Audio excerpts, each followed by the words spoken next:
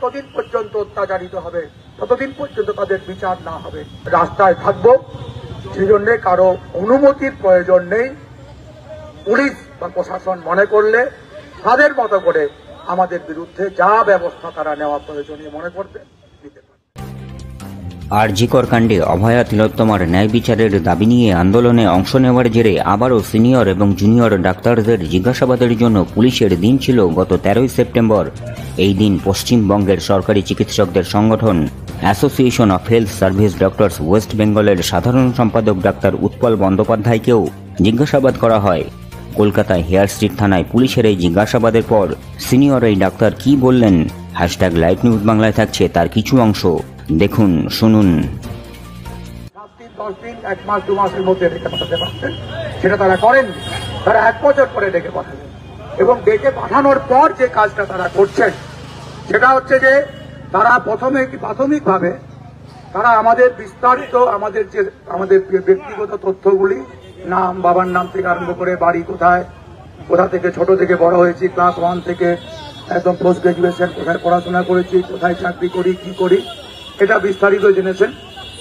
এবং তার সঙ্গে তারা হচ্ছে যে আমাদের প্রতিবাদ কর্মসূচিগুলিকে নিয়ে তারা কিছু কিছু আমাদেরকে প্রশ্ন করেছেন। এটা আমরা বলবোই যে এখানকার যারা পুলিশ প্রশাসন, পুলিশ কর্মী যারা ভাই আমাদের আছেন, তারা এটুকু বলতে পারি যে তারা আমাদের সঙ্গে যে ব্যবহারটা করেছেন সেটাতে তারা পেশাদারিত্বের নমুনা আছে, এটুকু আমরা বলতে পারি।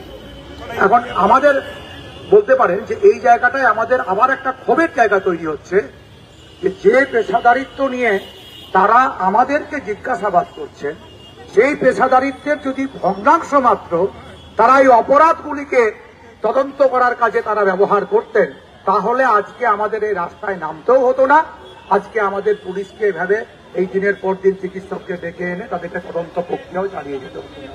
তো সেটা কিন্তু আসল জায়গায় তাদের সেই পেশাগত বিষয়টাকে আমরা দেখতে পাইনি, দক্ষতা দেখতে পাইনি।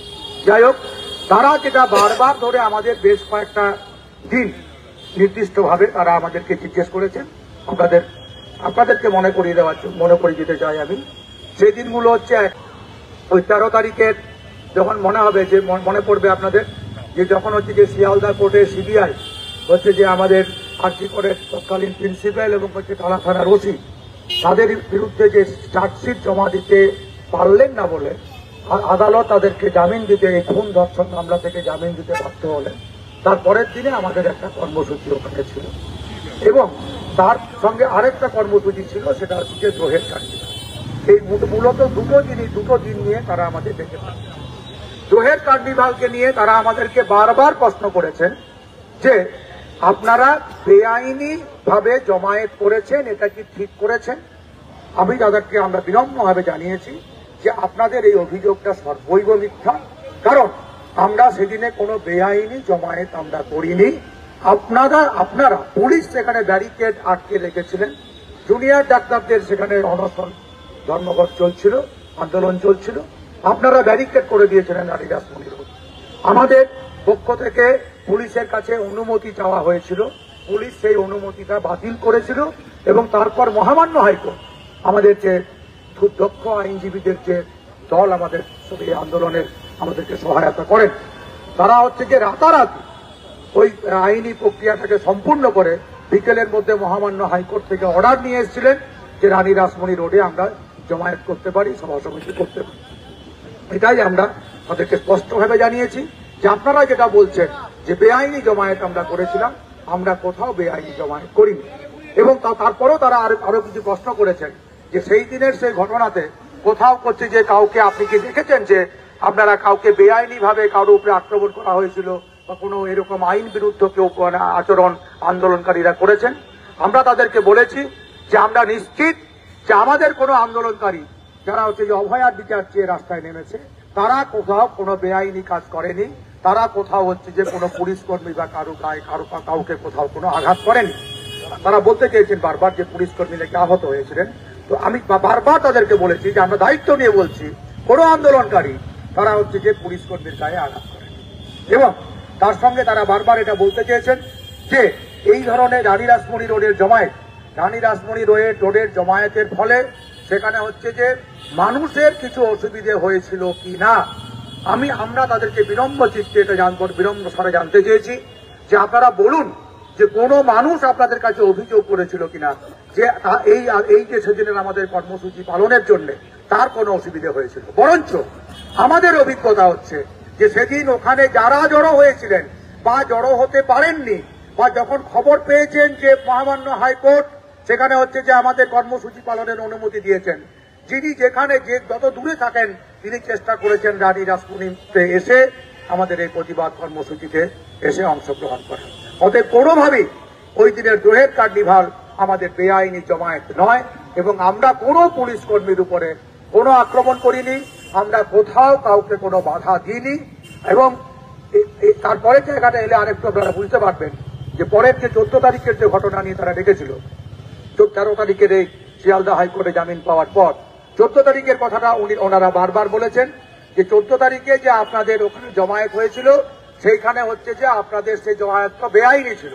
আমরা বলেছি যে কোনোভাবেই বেআইনি জমায়েত নয়, কারণ আমি নিশ্চিত যে 14 ডিসেম্বর যখন হচ্ছে যে এই কর্মসূচিটি পালিত হয়েছিল তার অন্তত 1.5 মাস আগে অভয়া মঞ্চ তৈরি হয়েছিল এবং অভয়া মঞ্চের কনভেনাররা নিয়মিতভাবে তারা যে কোনো কর্মসূচি তারা পুলিশকে জানান, পুলিশকে জানানো না জানিয়ে একটা কর্মসূচিও তারা পালন করেননি।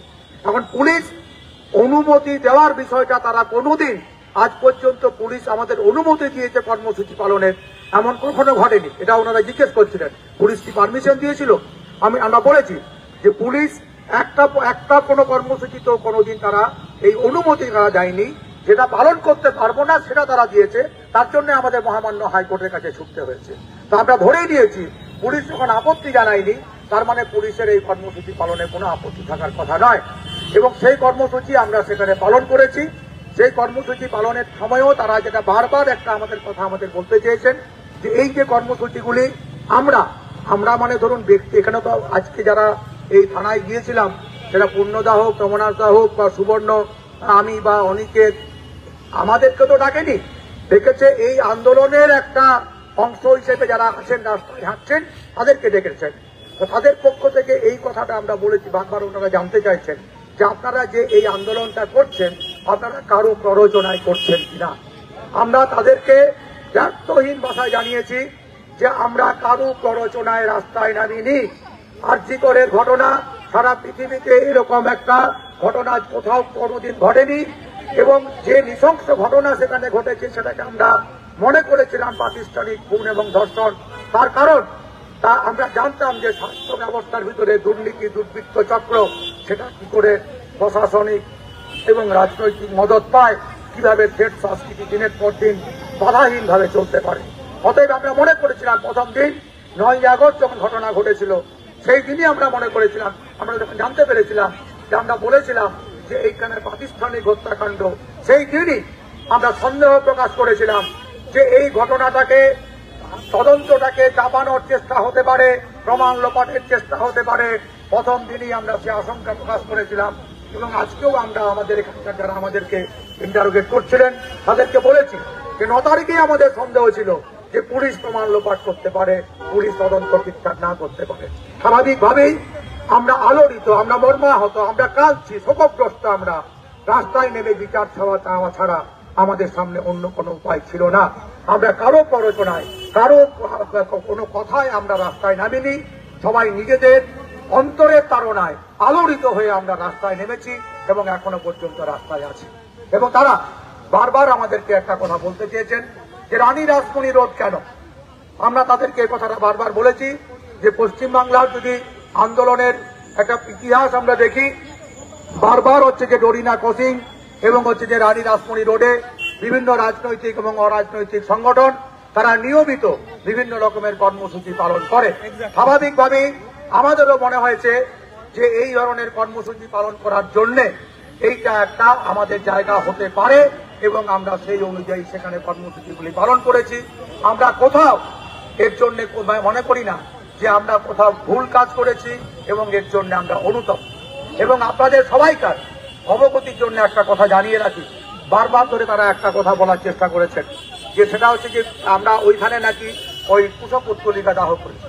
তো তারা এটা বলছেন যে কুশপুত্তলিকা কে নিয়ে এসেছিল, কে পুড়িয়েছিল, পোড়ানোটা উচিত কাজ কিনা, সঠিক কাজ কিনা, এখানেও আমরা দায়িত্বহীন ভাষায় বলেছি যে কুশপুত্তলিকা দাহ করা এটা হচ্ছে যে যারা ক্ষোভ জানানোর একটা উপায়। সারা পৃথিবীতে গণতান্ত্রিক আন্দোলনে কুশপুত্তলিকা দাহ করার এরকম ঘটনা বারবার ঘটেছে, পৃথিবীতে বিভিন্ন দেশে ঘটেছে, আমাদের দেশে ঘটেছে, আমাদের রাজ্যেও ঘটেছে। অতএব কুশপুত্তলিকা দাহ করাটা যেখানে আমাদের ক্ষোভের জায়গা রয়েছে, যন্ত্রণার জায়গা রয়েছে, যেখানে আমার কান্নার জায়গা রয়েছে, সেখানে হচ্ছে যে যাদের কাছ থেকে আমরা বিচার পাইনি তাদের কুশপুত্তলিকা দাহ করাটাও আমরা মনে করি এটাও আমাদের গণতান্ত্রিক অধিকার। এবং সেই কথাটা আমরা বলে এসেছি যে এর জন্য আমরা অনুতপ্ত নই, এর জন্য আমরা কিছু মনে করছি না যে আমরা কোনো ভুল কাজ করছি। এবং এটাও বলেছি যে আমরা এই যে আন্দোলনটা এতদিন ধরে করেছি, আমরা কারো অনুমতি আমরা প্রত্যাশা করিনি। আগামী দিনেও বাংলার অভয়ারা যতদিন পর্যন্ত অত্যাচারিত হবে ততদিন পর্যন্ত তাদের বিচার না হবে রাস্তায় থাকবো। সেই জন্য কারো অনুমতির প্রয়োজন নেই। পুলিশ বা প্রশাসন মনে করলে তাদের মতো করে আমাদের বিরুদ্ধে যা ব্যবস্থা তারা নেওয়া প্রয়োজনীয় মনে করবে।